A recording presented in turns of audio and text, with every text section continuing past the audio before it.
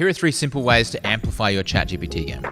If you're a beginner or an intermediate, this is going to make your engagements with GPT a lot easier and your prompts a lot better. ChatGPT is obviously a very incredible and powerful tool, but there are some limitations that it has that help you get the most out of it. So if you're not getting the results that you want, then maybe you're just missing a few of these formulas or prompts that can really skyrocket your results. G'day, my name's Josh, and in this video, I'm going to show you a real use case of how I got ChatGPT to reformulate and organize some notes that I had before I had to hand them over to a colleague. I'm going to be moving pretty quick here, so make sure you pay attention. Firstly, I want to make sure that GPT knows who it needs to be and what my request is. So I'm simply going to type in, you are a note organization expert. I am handing over client information to a colleague. Can you please help me organize these notes in a clear and concise way? Writing this in the first person in the following format. Okay, so plain and simple. This just allows me to put a little bit of context around the content that I'm about to give it. Secondly, to ensure that GPT responds correctly and that I don't go over my token limit, since this is going to be a large piece of text pasted in here, I'm going to divide this next piece into 2 parts. That way I can make sure I get the desired response without any hiccups. So you might have noticed that cramming everything into one prompt doesn't always give you the answer that you want, and then you have to scroll all the way back to the top, click edit, change some things, go back down, click save and continue, and then try it again if you make another mistake. And you know, it's minor, but when you're trying to move quick, it becomes a little bit time consuming. What I do to make this process cleaner and more efficient is I simply say, I'm going to mark the outline with triple quotes below,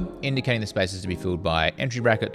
exit bracket. And what this does is it makes a very clear line or distinction between my context that I gave it and the content that I'm about to give it. And it makes sure there's no wiggle room for it to accidentally put something randomly or hallucinate some different result than what I wanted. Then after I paste that template, I close it with the triple quotes like I said I would, and ask ChatGPT to confirm it understands by saying at the end, hey ChatGPT, can you let me know that you understand by replying, quote, I understand, end quote. I will provide you with the context to fill in the blanks in the next prompt. And this just makes sure that we're on the same page and that we can move forward into that next prompt. Again, just to iron out any kinks and make sure we're going as smoothly as possible. Okay, so once ChatGPT confirms it understands, I simply say thanks, just in case it ever goes sentient. And then I say the information that I want to be put into that format that we spoke about above is as follows. Now, just to reiterate on this before I hit enter, you can see how I said put into that format that we spoke about above really is just to, again, just double click on the fact that I want it to be following the format above. One of the biggest growth points for me with ChatGPT is making sure that I have like a fence for it to follow, or I have some boundaries for it to follow, and then it can give me the best result possible.